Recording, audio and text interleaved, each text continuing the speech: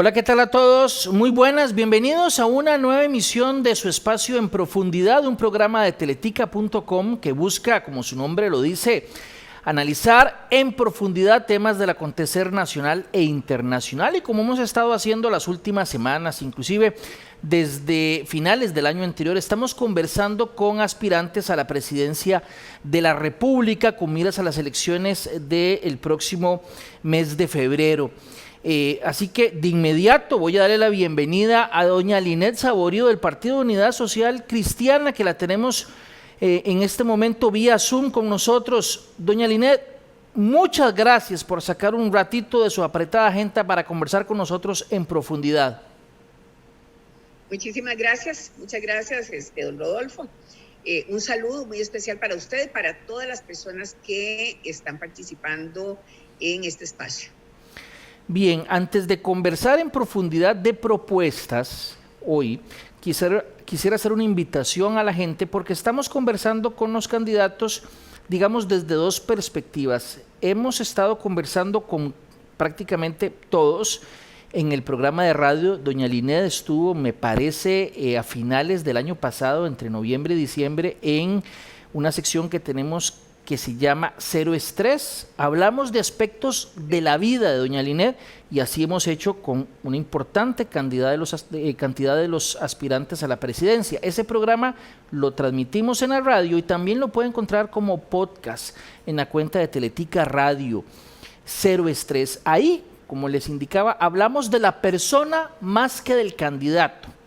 Mientras que aquí en profundidad sí hablamos con el candidato sobre todo de sus propuestas. Entonces, cuando la gente quiera conocer más de X o de Y aspirante, puede conocer sus propuestas en profundidad en la sección web y puede conocer de la persona visitando Cero Estrés. Así que si usted quiere conocer más de doña Linet como persona, Cero Estrés, y sus propuestas en profundidad, y así con los candidatos y candidatas que hemos conversado a lo largo de estas últimas semanas. Bueno, comencemos, doña Linet. Empezamos con la dinámica que hemos hecho prácticamente con todos aquí en profundidad, y le voy a pedir que escoja 3 propuestas que ustedes tienen, y que le voy a decir yo, es difícil escoger 3 propuestas porque estoy seguro que todos tienen muchísimo más de 3.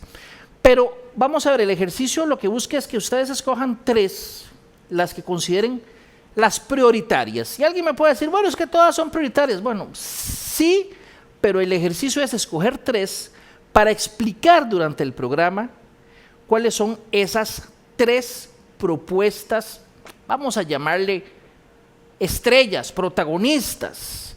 Entonces lo que le voy a pedir, doña Linet, es que tal vez las haga como enunciado inicialmente, como una especie de índice para conocer la idea de cada una muy rápidamente, y luego de hacer ese enunciado de las 3, vamos analizando una por una. Así que cuéntenos, ¿cuáles serían esas 3 principales? Bueno, nosotros tenemos activación económica y activación social. Esa es una. Esa es una, exactamente. Son 2 pilares, pero en realidad es una propuesta porque ambas se acompañan. Tenemos también reforma educativa y podemos hablar también de gestión institucional. Ok, entonces ya usted... Creo que son los 3 aspectos, y básicamente para señalar lo siguiente. Esos 3 aspectos lo que nos ponen es frente a la propuesta que tenemos de poner a producir a Costa Rica. Este es nuestro lema. Bien, comencemos entonces. Ya dijo las 3. Puede ser que en algún momento salga otra y podemos analizarla dentro de la misma conversación, claro, pero concentrémonos inicialmente para tener tiempo suficiente para explicar las 3. Y las repaso. Reactivación, ¿verdad? Y usted me explicará ahora que tienen 2 pilares, le entiendo, como 2 columnas. Educación, una reforma educativa y el aspecto institucional, me pareció, ¿verdad? Correcto.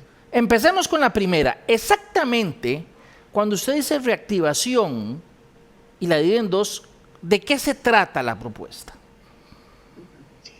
Primero, Rodolfo, ¿qué es lo que nosotros tenemos que llevarle al país? Empleo, urge el empleo, pero no solamente el empleo, sino que también tenemos que hablar de emprendedores y emprendedoras que requieren salir adelante. Ambos temas fundamentales.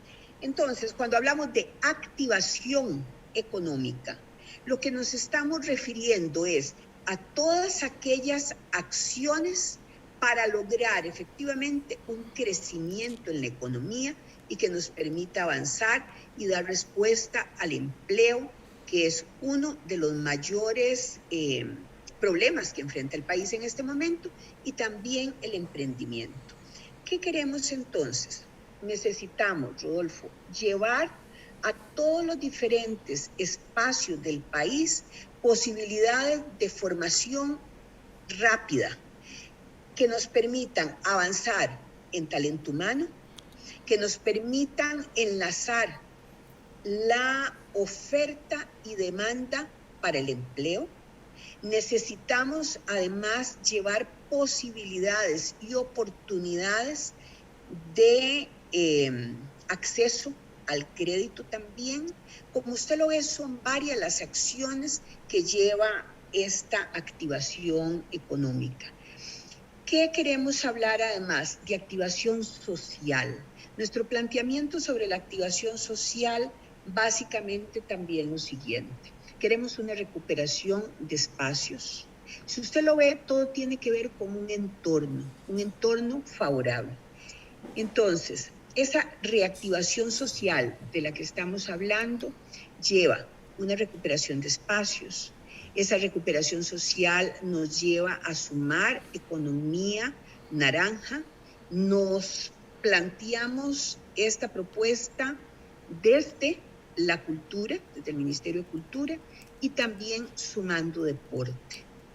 Esos dos son elementos fundamentales de esta propuesta, que todo ello, por supuesto, amerita y necesita seguridad como uno de los elementos básicos y fundamentales si queremos hacer una activación económica y social. Estoy tratando como de hacerlo de una manera bastante resumida. Pero vamos a tener tiempo. Es más, de lo que usted ha mencionado ya noté algunas ideas que me gustaría ver si las podemos profundizar. Me pareció entenderle hace un rato, formación rápida. Formación rápida ¿de qué estamos hablando? ¿De formación en carreras o en técnicos o en algo relacionado con eso? Exactamente, vamos, ajá. Si nosotros queremos enlazar oferta y demanda y queremos incrementar las oportunidades de las personas, tenemos que llevar, primero, metas que son más a corto plazo, otras que son a mediano plazo, otras a largo plazo, por supuesto. Las que están a corto plazo tienen que acompañarse por acciones técnicas. Cuando nosotros hablamos de la educación escolar, colegial, universitaria, etcétera, estamos hablando de un plazo un tanto mayor.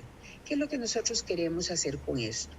Lograr que el Instituto Nacional de Aprendizaje, desde las modificaciones de ley que se han hecho, tenga la posibilidad, sea el instituto directamente o sea tercerizando, pero llegar con acciones de formación rápidas a las diferentes áreas del país. Muchas son las oportunidades y los empleos que se han perdido, Rodolfo, precisamente por no lograr enlazar y no tener esa posibilidad entonces de que la oferta formativa responda a esas necesidades, y es lo que queremos precisamente plantear. Le entendí que el INE, digamos, pero también tercerizar con algún instituto o con universidades, sí. ¿O cómo sería la idea? Claro, por supuesto, con todas las diferentes opciones. Si lo vemos, es una acción formativa de una alianza público-privada. Nosotros tenemos que buscar alianzas público-privadas para ser suficientes y enfrentar así, ejemplo, bilingüismo. Tenemos que trabajar en un bilingüismo, y ese bilingüismo no podemos esperarlo en un tiempo largo, en un tiempo que posibilite a los muchachos asistir 1, 2 lecciones a la semana, sino que nosotros tenemos que hablar de cursos intensivos. Ese es el ejemplo que le pongo. Ok, también mencionó hace unos minutos acceso al crédito, o por lo menos aquí lo anoté con esa idea. Acceso al crédito, tal vez si la detalla, estamos hablando de banca pública o facilitar para que también banca privada tenga algunas, es un poco más complicado obviamente, pero que tenga, digamos, algunas condiciones más favorables para prestar dinero. Correcto, correcto. Rodolfo, si nosotros hablamos de esos créditos, estamos hablando precisamente de la banca pública, que como hemos señalado en muchas ocasiones, no podemos considerar que la banca pública esté funcionando prácticamente en línea nada más de competencia con la banca privada, pero que lo cierto es que su naturaleza y las razones por las que fue creada la banca del Estado conlleva dar posibilidades de desarrollo a las personas y, por supuesto, por lo tanto, desarrollar las ideas productivas. Ahora bien, doña Linet, surge un problema siempre porque esta idea, yo la he escuchado en otras oportunidades y topa con pared, digamos, por decirlo en términos coloquiales, cuando los bancos terminan planteando de que los bancos tienen su propia junta directiva, que los bancos, si bien es cierto, son públicos, algunos bancos son públicos, al final ellos determinan, como usted lo señaló, conforme a mercado, algunas condiciones. Así las cosas, esto, y reitero la analogía, pega con pared muchas veces con la realidad de que las juntas directivas plantean X cosa, aunque desde el Poder Ejecutivo planteen Y. ¿Cómo se puede solucionar eso? Que es una realidad que se ha dado siempre. Claro. Y que es algo con lo que vamos a encontrarnos siempre, Rodolfo. Todas las diferentes acciones que todo gobierno plantea y que lleva un cambio, efectivamente, vamos a topar de frente con la resistencia que en ocasiones algunos que no quieren ese cambio, pues nos van a presentar. Sin embargo, Rodolfo, me parece que eso no debe ser el obstáculo para los planteamientos que hacemos, para llevarlos adelante. Me parece también que esto se tiene que tomar con todo compromiso, sin duda alguna, y que vamos a implementarlo, además recurriendo a lo que hace rato parece que los gobiernos han olvidado, y es tener un diálogo político y social constructivo. Acá lo que implica es tener la posibilidad de continuar avanzando con Costa Rica. Nosotros consideramos que este es un proyecto que resulta fundamental y que lo estamos haciendo pensando en el beneficio de la población costarricense, en la posibilidad de desarrollo de las personas, y que los bancos efectivamente del Estado deben dar una respuesta favorable a ello.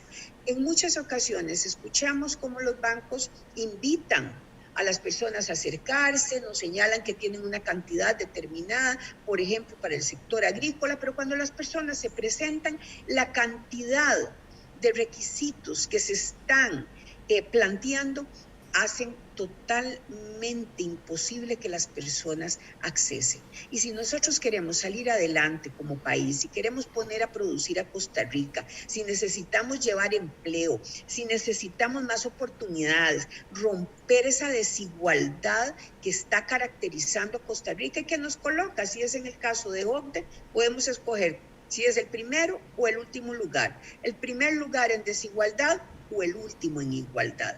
Así es que yo creo que los retos que hay acá son retos grandes y que no nos podemos dar por vencidos desde el inicio, sino que tenemos que llevarlo y plantearlo. Y además son instituciones que fueron creadas con un propósito determinado. Y yo creo que ya llegó la hora de recordar a algunas instituciones cuál es su naturaleza, y a veces también hay que tocar la mesa si es necesario, Rodolfo, pero todos en este país tenemos que salir adelante. Doña Linet, le escuché recuperación de espacios. ¿Qué es recuperación de espacios? O si nos la explica, por favor. Claro, acá tenemos dos puntos importantes que considerar. Como hablábamos, tenemos un tema de inseguridad que nos ha ido efectivamente quitando espacios que anteriormente eran espacios de disfrute familiar, de disfrute entre amigos, etc. Eso ha sido una nueva realidad que se ha ido presentando. Pero además, en esta época de COVID que a tanto nos ha afectado, no solamente a nivel, por supuesto, sentimental, hemos tenido pérdidas, unos de manera más directa que otros, etcétera, pero lo cierto es que esto ha causado sufrimiento en varias direcciones y es necesario buscar un reencuentro también de la sociedad costarricense, esa esencia costarricense que también es necesario. Nosotros acá planteamos desde temas de salud mental que necesitan efectivamente abordarse.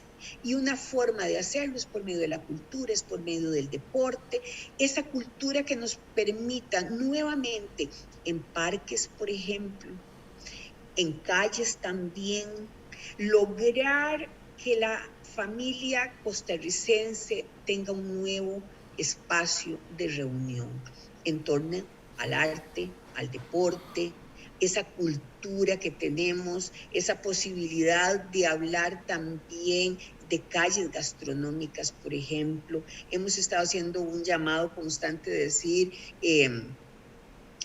ese afuera las sillas, saque las sillas. Es una forma de decir, volvamos nuevamente a tener esa vida social y de compartir que ha tenido el costarricense.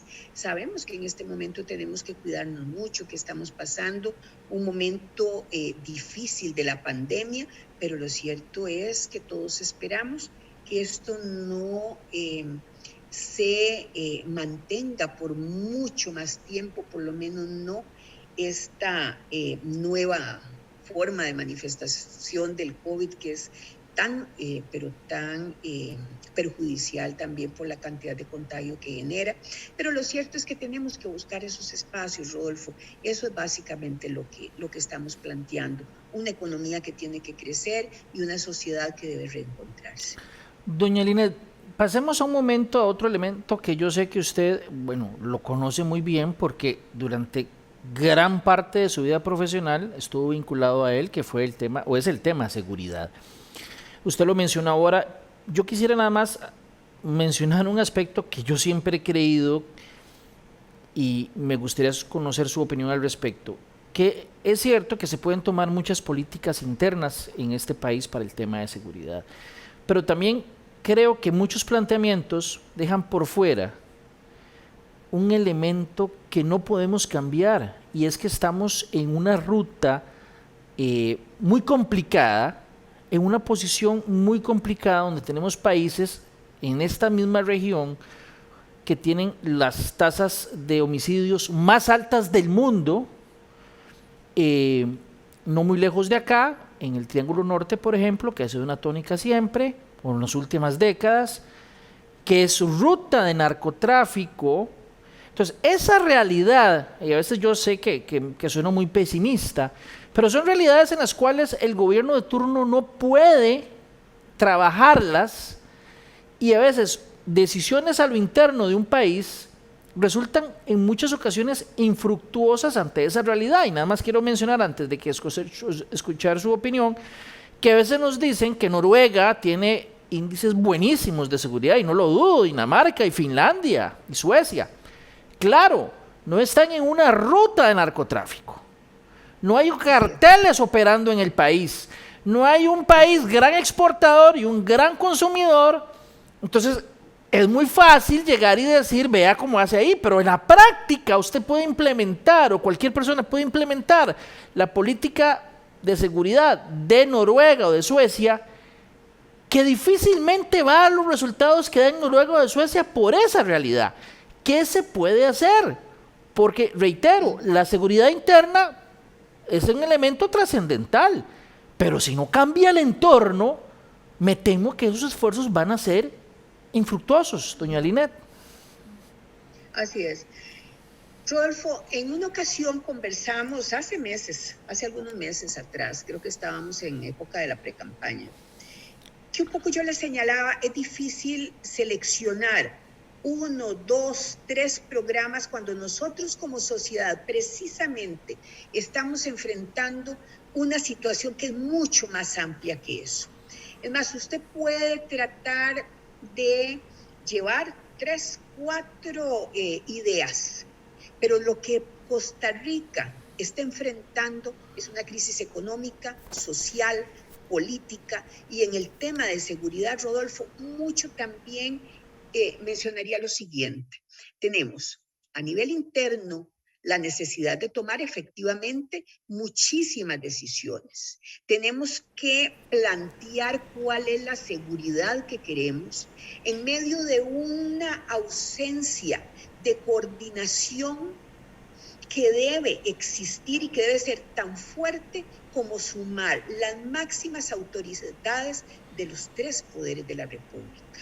Eso para comenzar, un espacio claro donde se trabaje en la seguridad de este país, donde no solamente se trabaja en temas de corrupción como de impunidad, donde nosotros tenemos que trabajar claramente desde los delitos contra la propiedad como los delitos contra la vida. Tenemos que trabajar reformando esa cultura también y que necesitamos alejar de los niveles de violencia que existen también en el país. En eso usted tiene absoluta razón.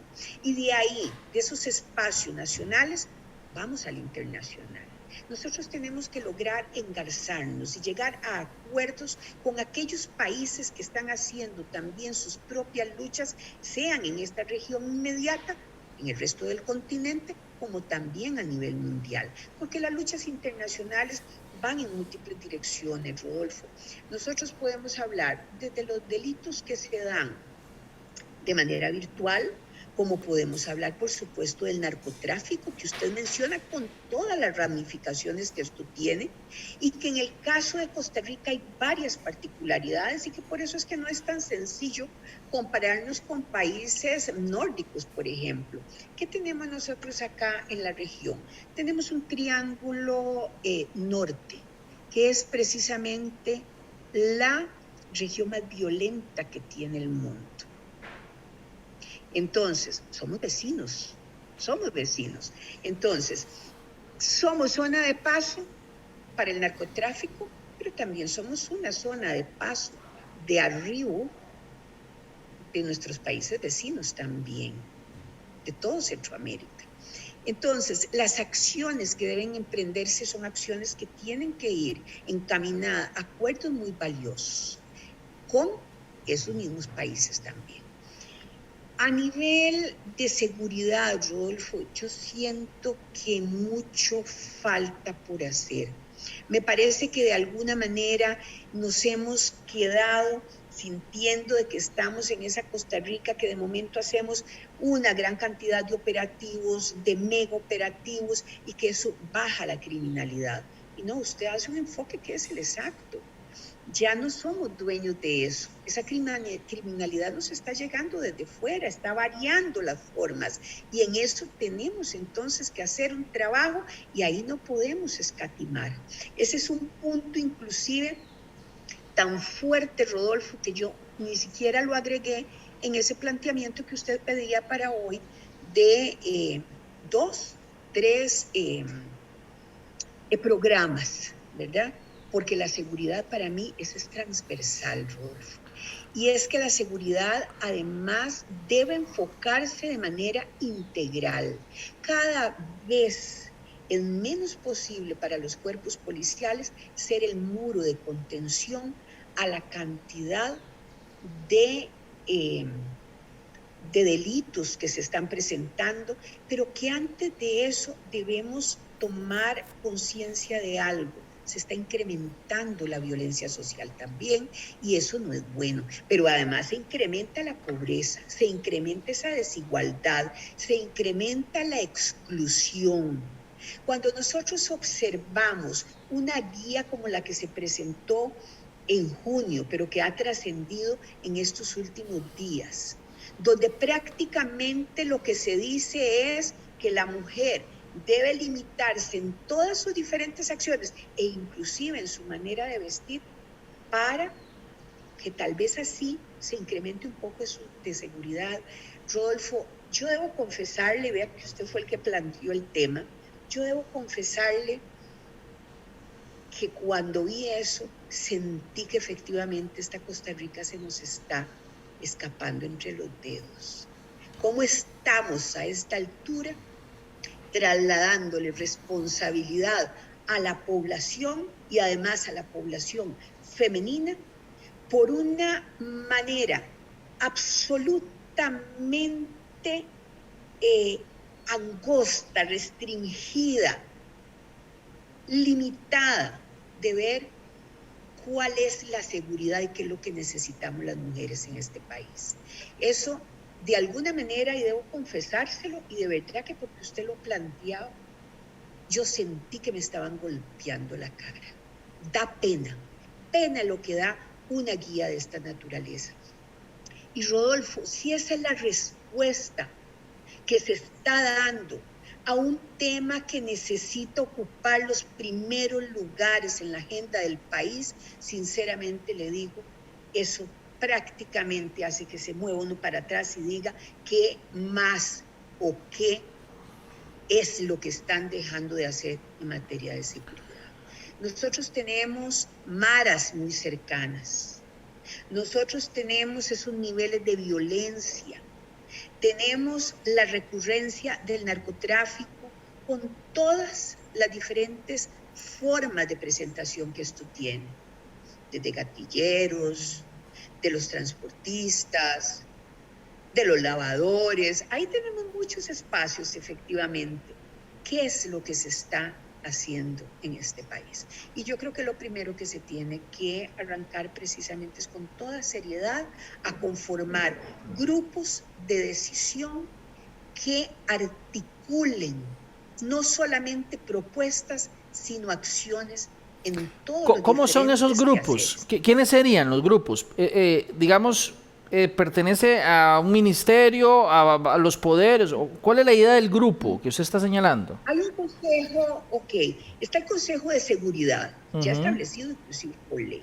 Ese Consejo de Seguridad, ¿qué es lo que busca? Tener efectivamente altas autoridades entendiéndose y ocupándose de la seguridad. Pero yo creo que la situación que tenemos va mucho más allá. Queremos ver una seguridad integral. Yo diría que esos espacios ocupan ya que la presidenta en este momento de la Asamblea Legislativa, que el presidente de la Corte Suprema de Justicia, que el presidente de la República encabecen esos grupos de trabajo bien articulados y que le pongan un norte y que le den seguimiento. ¿Ese consejo actualmente no se reúne, doña Linet, del Consejo de Seguridad que usted se mencionó? Ese Consejo de Seguridad en realidad es un consejo más propio del Poder Ejecutivo. Normalmente lo tiene el ministro de la Presidencia. Casi siempre se suma también quien coordine el Consejo de Seguridad, si es que crean Consejo de Seguridad, porque de eso depende también, y si no, pues vas a encontrar normalmente al ministro de la Presidencia, Seguridad Pública, se puede tener también ahí en su seno invitados, pero yo creo que el tema va más allá, Rodolfo, de que no sé siquiera en este momento si se están dando las reuniones. Pero me pareció entenderle que también es, bueno, en el pasado yo lo vi, que cuando hay una crisis importante en seguridad, el presidente de la Corte, el presidente de la Asamblea, o la presidenta de entonces, ahorita no recuerdo exactamente en cuál administración fue, me pareció que fue en las de doña Laura o en las de don Oscar, y el presidente de turno o la presidenta de turno se reunían en ocasiones para hablar del tema. Usted plantea, por lo que estoy entendiendo, algo parecido. Algo parecido, pero que sea permanente. El tema de seguridad en este país, Rodolfo, dejó de ser algo que se puede tener al margen de la página. Esto hay que pasarlo a uno de los puntos centrales de la acción gubernamental. ¿Usted cree que ha perdido protagonismo en la discusión de la campaña actual? Creo que ha sido interesante, pero lo cierto es que no se habla tanto de seguridad. No se habla tanto de seguridad, siendo que además nos golpea de manera personal, de manera familiar. ¿Quién se siente completamente seguro en este país, Rodolfo? Pero además de eso, interesantemente,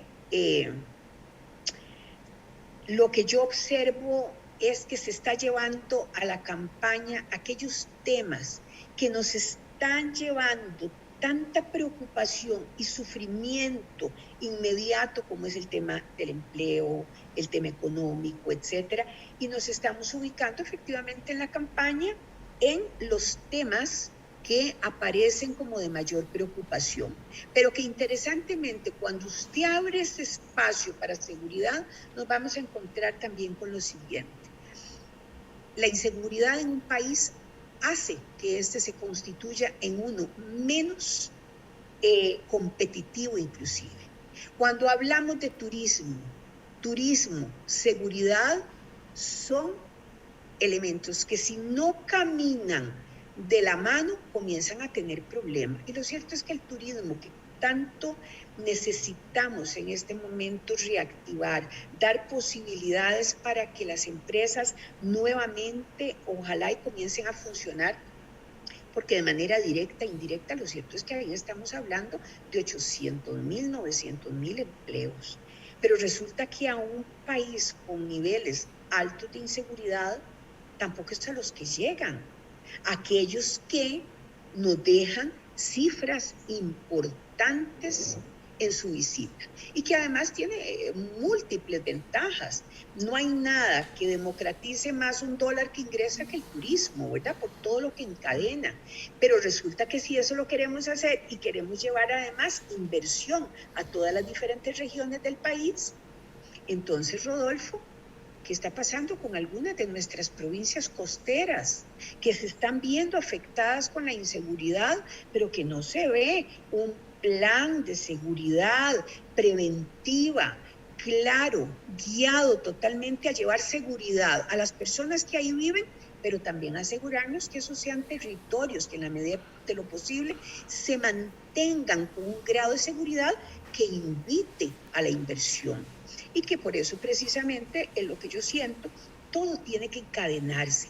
Por eso es que los proyectos que planteamos son proyectos que necesitan tener ese enlace.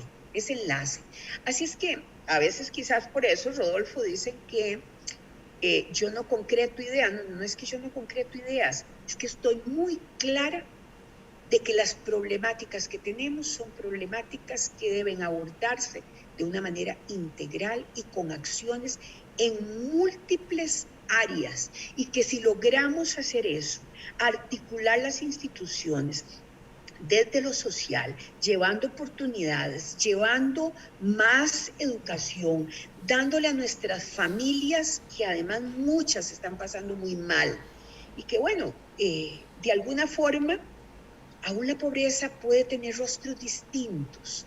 Una cosa es pobreza con educación, pobreza con acceso a salud, pobreza con la esperanza y con la posibilidad de que uno, dos o sus tres hijos salgan adelante.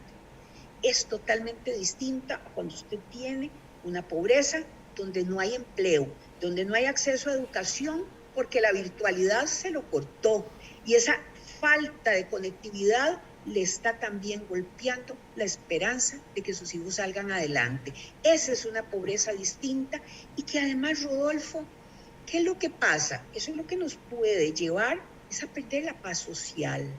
Y un país sin paz social, como señala una persona muy cercana, que es don Franco Pacheco, que está ocupando la candidatura a la primera vicepresidencia, y él siempre dice, no hay empresas exitosas en sociedades fracasadas. Eso para decirle que ese nivel, a veces de desesperanza, es cuestión de tiempo y llega a todas las diferentes áreas. Por eso es que la seguridad es tan importante. y esa seguridad integral, abrir espacios de trabajo, que la gente sienta que tiene posibilidad de crédito y no solo que sienta que la tenga, porque es importante que nuestros ciudadanos sigan avanzando, sigan creciendo y que esta Costa Rica comience a funcionar de esa manera. Doña Linet, y para ir terminando tal vez la idea de seguridad, quería su opinión acerca de una idea que externó en una conversación con el programa 7 días el actual director del OIJ, don Walter Espinosa. En una conversación él planteó la necesidad de algunas reformas legales y me gustaría conocer qué piensa usted ahora que aspira a la presidencia, pero que también ocupó el cargo en algún momento del OIJ. Él se quejaba que a la hora de hacer, voy a poner apenas algunos de las ideas que él esbozó, que cuando se hace una investigación que ocupa intervención telefónica, por tratarse, por ejemplo, de crimen organizado, que a veces se solicita la intervención al juzgado, al juez, y que ese proceso a veces dura mucho, y que él hace el señalamiento que en otros países la policía puede hacer esa labor cumpliendo, digamos, con algunos requisitos que implican no esperar una resolución de un juez, sino que puede hacerlo de esa manera. Digamos, la policía puede realizar la escucha propiamente. Él dice que prácticamente eso ocurre en muchos países. Mencionó, me pareció el caso de Colombia, en Centroamérica, en otros lugares. Dice que pareciera que Costa Rica es la excepción. También mencionaba que en el tema de alguna información relacionada con registro de accionistas, por ejemplo, o alguna información, en otros países es más rápido como se obtienen esas informaciones por parte de la policía y no es necesario pasar por un juez. Él señalaba claramente que en el caso de Costa Rica se optó por la figura de un juez que brinde un grupo importante de garantías. Él insiste que el juez puede perfectamente vigilar a la discreción del juez el tema, pero no necesariamente que tengan que pedírsele permisos para hacer la intervención inicial o la solicitud inicial del registro. Dice que con eso podrían tener más herramientas. Obviamente es un cambio legal que implica, digamos, no depende de un presidente, sino que ni de un decreto, es un cambio que da en la legislación. ¿Usted qué pensaría de esa idea? Rodolfo, cuando hablamos de las intervenciones telefónicas, ahí estamos hablando de una excepción absoluta que se está haciendo a algo tan íntimo como son las conversaciones y las comunicaciones. Yo siento y entiendo perfectamente a don Walter, lo entiendo perfectamente. Es un tema de tiempo, de urgencia, porque en muchas ocasiones es absolutamente urgente. De momento llega un informante y señala, se van a reunir en tal lugar, y resulta que usted dice, bueno, si se van a reunir en este lugar y si tengo información y cuento con los teléfonos y tal, este es el momento y es urgente, ¿verdad? Entonces, por supuesto, sentir que hay un atraso en la respuesta, que hay un atraso en lograr entonces también las escuchas, etcétera, eso yo lo entiendo. Sin embargo, me parece que cuando estamos hablando efectivamente de tantos derechos que están en juego, debemos considerar muy cuidadosamente las reformas de las que se habla y cuál es la extensión que estas van a tener. Lo que sí, Rodolfo, lo que sí es totalmente necesario es que los jueces entiendan también que este es un tema muy urgente, que en muchas ocasiones tener acceso a una intervención en el momento justo puede dar como resultado la detención de una banda, por ejemplo. Podemos hablar de crimen organizado. Puede ser que ahí se esté perdiendo, ¿no?, la posibilidad de resolver un caso de homicidio, de triple homicidio, etcétera. Entonces, tenemos que pensar en que esas reformas legales lo que nos posibilitan es a tener un acceso muy rápido a una herramienta tan valiosa para la policía como son las intervenciones telefónicas, sin que esto nos ponga efectivamente en una situación de mucha discusión sobre el manejo de algunos de esos derechos que resultan derechos fundamentales, pero es buscar la salida, es buscar la salida, porque tal como está efectivamente se pierde tiempo importantísimo, porque también, yo recuerdo como jefa del Departamento de Investigaciones Criminales o subdirectora del OIJ, o como directora general del OIJ, cuando usted decía, pero es que esto urge, esto es importante, o cuando usted tiene, por ejemplo, la posibilidad de que haya un agente del OIJ que está infiltrado en una organización. Usted necesita una intervención y necesita constantemente saber si se movieron esas llamadas, si esas llamadas dan información. ¿Por qué? Porque también le llevan seguridad a aquel funcionario. Vea que todo se enlaza y en mucho tiene que ver con el grado de conciencia o no que se tenga de que este es un problema para ser abordado en los máximos niveles de este país. Y de ahí, por supuesto, entonces usted va a encontrar de seguido un nivel de organización y de coordinación donde entonces vaya el director general del OIJ, el ministro de Seguridad, etcétera, que es una parte ya un tanto más operativa, pero sigue siendo, por supuesto, esos espacios de toma de decisión que van a tener peso en cada una de las organizaciones.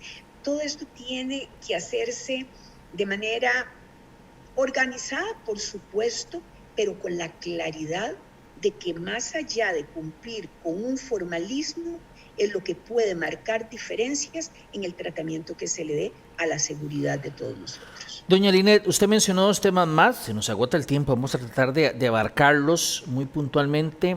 El tema educativo, una reforma educativa, y el tema institucional. Pasemos a educativo, y para aprovechar el tiempo, puntualmente, un cambio, una reforma, una acción, ojalá que se pueda cuantificar, que se pueda decir en meta, en número, que se tenga en el tema educativo, que usted señaló como otra de las, digamos, de los 3 propuestas o 3 prioridades.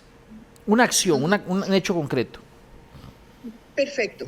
Hay un tema, Rodolfo, que tiene que ver con la red de cuidado.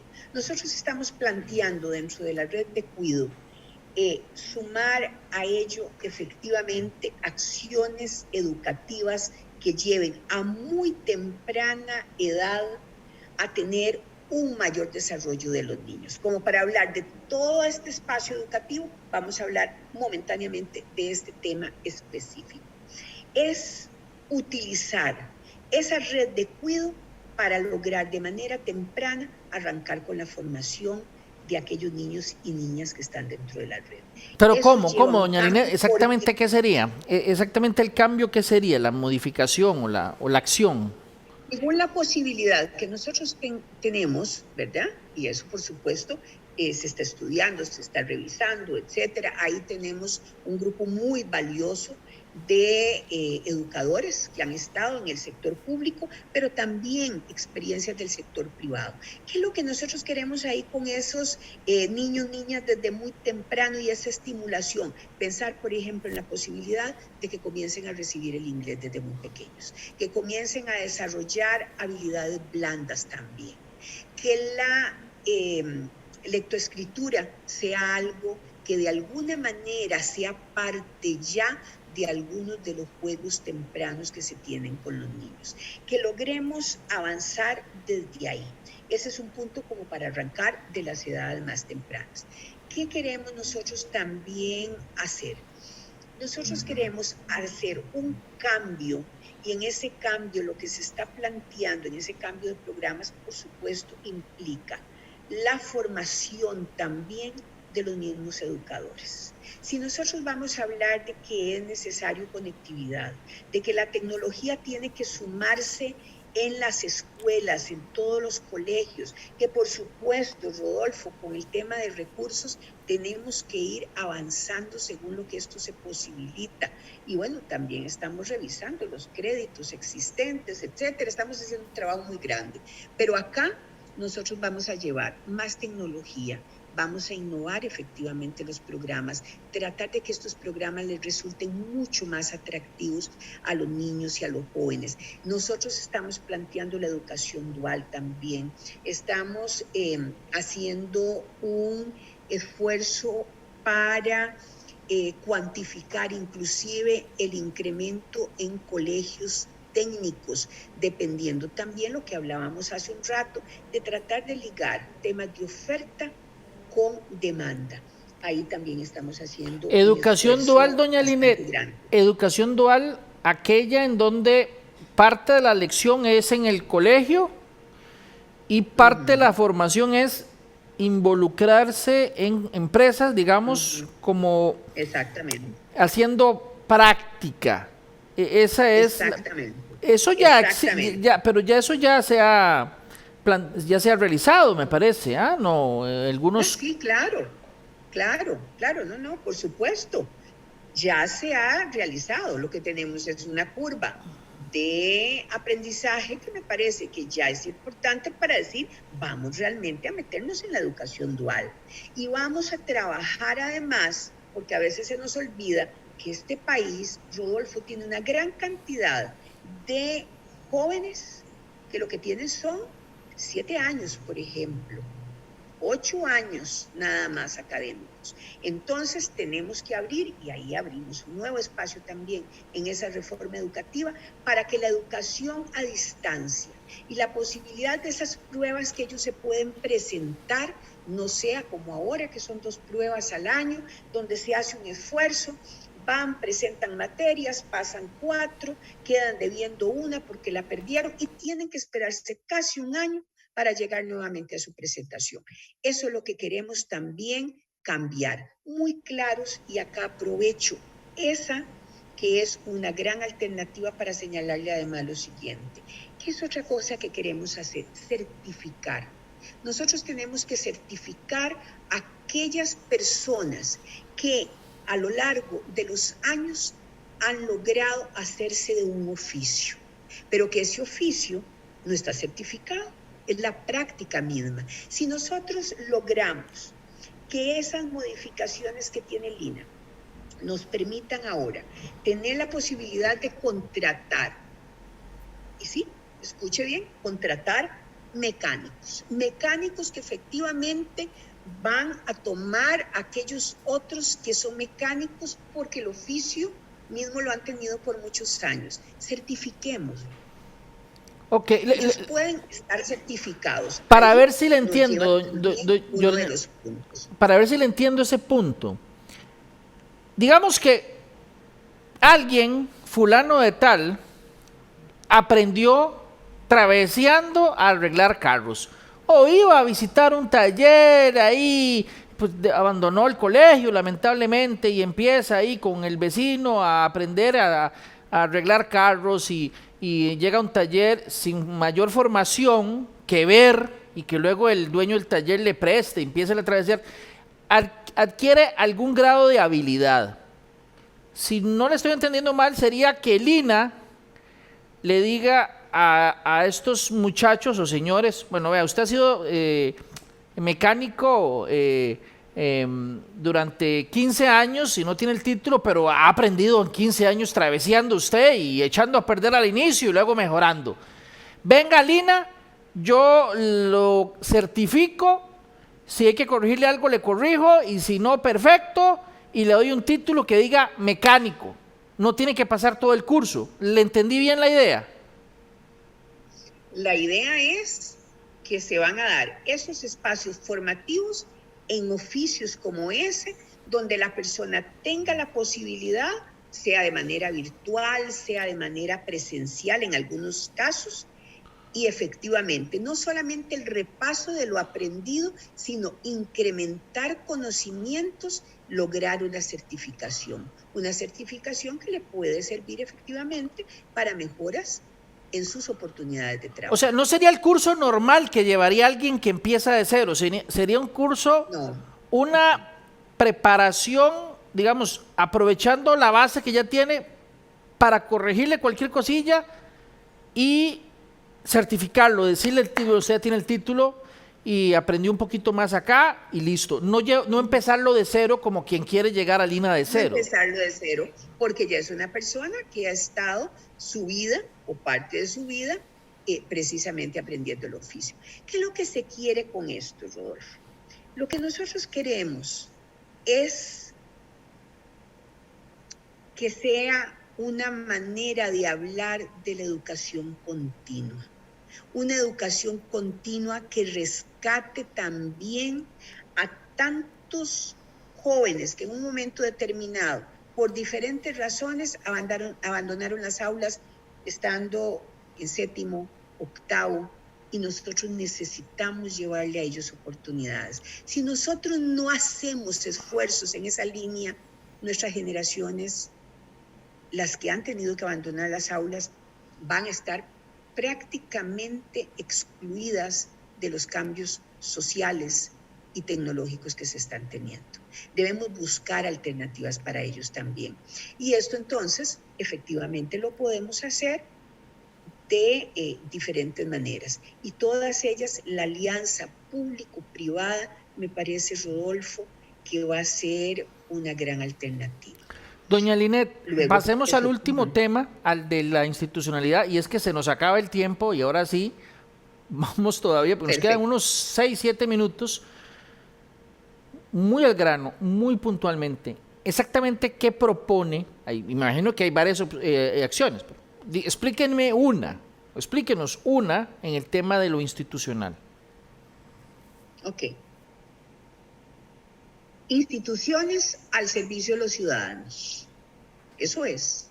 Instituciones al servicio de los ciudadanos. Bueno, en el papel así es, doña Linet, en el papel están al servicio de los ciudadanos. Sí, en el papel, exactamente. Usted lo ha definido muy bien, mejor no lo podíamos haber logrado. En el papel, ahí están. Y en el papel se supone que deberían ser armoniosas y se supone también que esas instituciones deberían estar respondiendo a los nuevos requerimientos y a las nuevas necesidades de la población. Pero cuando esas instituciones no tienen una hoja de ruta clara, tenemos, por lo tanto, sectores como el agrícola que al día de hoy carece de un programa de desarrollo para su sector. Queremos instituciones articuladas. ¿Cerraría alguna institución en particular, doña Linet? ¿Cerraría alguna? Puede ser que este camino que vamos a recorrer nos lleve al cierre de alguna institución o de algunos programas o a fusionar. Lo que yo sí quiero ser clara en esto, Rodolfo, es que si Dios nos permite llegar a gobierno, yo no voy a frenar la necesidad de cambio esperando que algunas leyes lleguen. Nosotros tenemos que avanzar porque yo, por lo menos, lo siento así hace mucho rato, que lo que hace falta en este país es gobernar. Y gobernar implica tratar de que los cambios se den con lo que se tiene, con lo que hay.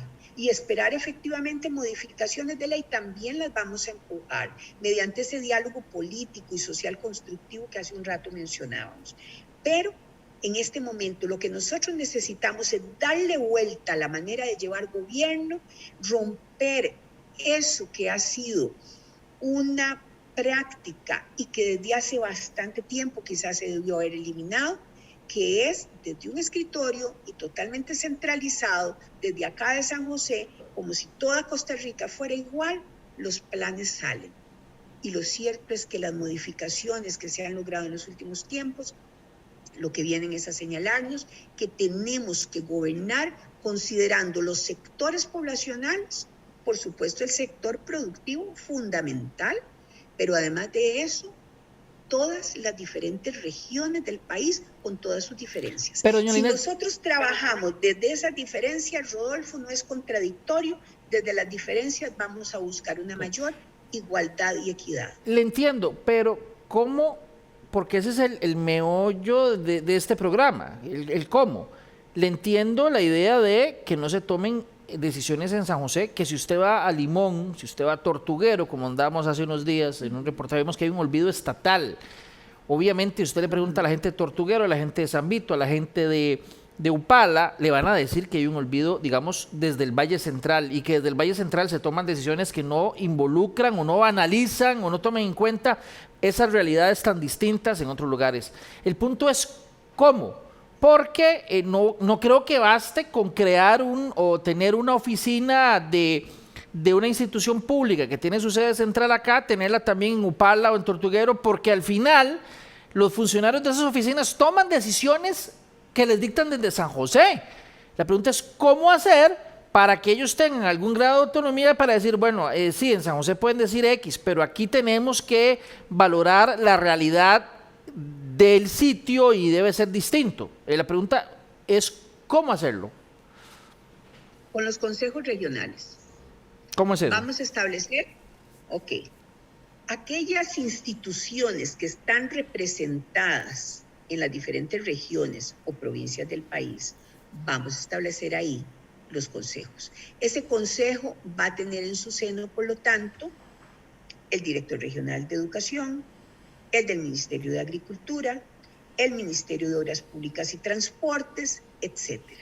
Pero ahí vamos a tener también la posibilidad de sumar, donde vamos a bajar a lo cantonal, vamos a sumar también los gobiernos locales. ¿Qué vamos a tener además de esos gobiernos locales? Asociaciones de desarrollo. Ellos seleccionarán cuál es el representante de las asociaciones de desarrollo. ¿Qué es lo que buscamos ahí además, Rodolfo? Una mayor transparencia. Nosotros tenemos que variar las cosas como se vienen haciendo. Si nosotros hacemos ese ejercicio, y lo he hecho en todos los diferentes lugares de este país, si nosotros hacemos un ejercicio en un cantón determinado y le preguntamos a la población cuáles son las 3 o 4 acciones, así como nosotros las estamos planteando, ellos las van a plantear también. Y eso nos va a dar una claridad, no solamente porque hay un mayor involucramiento de la población, sino que nos va a dar una claridad también de qué son aquellas acciones que resuelven en lo fundamental aquellos requerimientos de ¿Y esa tendría población. autonomía total ese consejo regional para decir, bueno, aquí lo vamos a hacer así, y que alguien de San José les diga, no, señores, es que la política, digamos, el plan nacional es este? Ese consejo podrá decir, tendría la autonomía para decirle, no, señores, es que aquí tomamos las decisiones en función de X característica y no esta, porque si al final ellos proponen y San José les dicen, no, señores, no sirve, vamos a hacerlo como lo hacemos aquí durante los últimos 50 años, y no serviría el consejo. ¿Tendría autonomía en ese sentido? Lo que tendríamos es efectivamente el resultado de ese trabajo, más allá de esa autonomía que usted señala, Rodolfo. Si usted lo observa, y siendo que desde la presidencia es de donde se emanarían esas políticas públicas, llega al Ministerio de Planificación, llega efectivamente al programa a ejecutarse durante esa administración, entonces todo tiene una concordancia. ¿Por qué? Porque todo va a responder efectivamente al modelo de gestión que se ha establecido. Entonces, ahí es donde tiene absoluta fuerza este planteamiento. Doña Linet, muchísimas gracias por atender nuestra invitación para conversar unos minutos aquí en profundidad. Solamente, muy rápidamente, si alguien quiere, lo estamos haciendo con todos los candidatos y las candidatas, si alguien quiere leer más de propuestas, ¿dónde las encuentra? En la web. Vamos a ver, sería www.linetsaborío.com. Ahí está el plan de gobierno. Bueno, el tribunal también lo tiene, obviamente, ¿verdad? Pero creo que tal vez la gente... El tribunal también lo tiene. Okay. Y además me voy a permitir señalarle lo siguiente, Rodolfo, siendo totalmente consecuente con mi planteamiento, nosotros no hemos dejado de reunirnos con los sectores, y es un plan que se ha ido enriqueciendo de una manera amplia, muy participativa, con diferentes sectores poblacionales que van desde integrantes de las cámaras, ¿verdad? Llámese de comercio, por poner un ejemplo, Cámara de Industrias, cooperativas, en fin, nosotros hemos continuado avanzando. O sea puede ser que el plan del tribunal no sea idéntico a este por esas actualizaciones, ¿le entendí? Más o menos, ¿sería así? Sí, okay. Hemos logrado avanzar muchísimo. Okay. Por ejemplo, vamos a ver, ¿qué le digo? En temas de salud, por ejemplo. Nosotros hicimos una serie de planteamientos y en este momento que se logra además sumar la experiencia de personas que han trabajado en el sector salud, por ejemplo, en atención primaria. Y que cuando nosotros vamos a cada uno de esos cantones tenemos las opciones también de reunirnos y también lo hacemos con ellos exactamente como sector también acá en la casa de campaña. Entonces, bueno, lo cierto es que eso estamos creciendo con ese plan, es un plan que nos va a permitir, si nos corresponde gobernar, hacerlo efectivamente sintiendo la seguridad que recoge en mucho las inquietudes de la población costarricense. Doña Linet, le reitero, muchas gracias por aceptar nuestra invitación para hablar en profundidad. Encantada, Rodolfo. Un gusto como siempre verlo y a su orden. Gracias. Y gracias a ustedes por acompañarnos. Les recuerdo, este programa lo repetimos a las 8 de la noche, también en estas mismas plataformas, y también usted lo puede encontrar en el micrositio de En Profundidad, ingresando a teletica.com. Si Dios lo permite, los esperamos en una próxima entrega. Hasta entonces.